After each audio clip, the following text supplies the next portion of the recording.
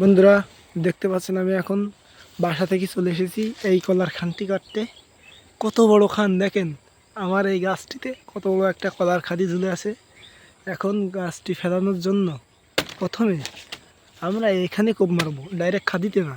এখানে কোপ মারার কারণে আস্তে আস্তে খাদিটি পড়বে, তাহলে আমরা কলার খানটি নিতে পারবো। দেখেন এইভাবে কাটতে হবে, কলা গাছটি কেটে নিতে হবে, তাহলে কলা গাছটি আস্তে আস্তে পড়বে। আর খাদিটিও দেখেন আস্তে আস্তে পড়ে গেল।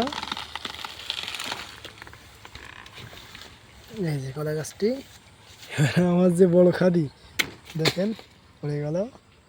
পাতাগুলো কেটে দিলাম।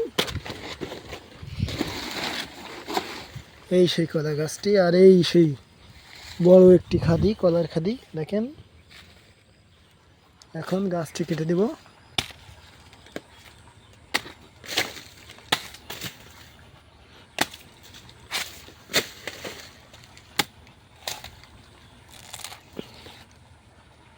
দেখেন কলা গাছ কাটছি।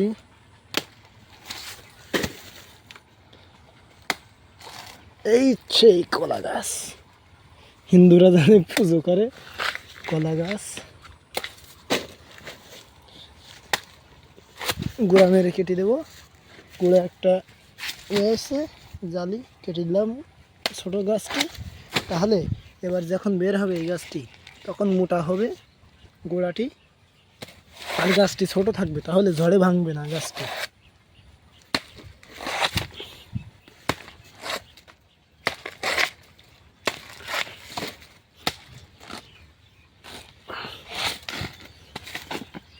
যাক, কেটে দিলাম।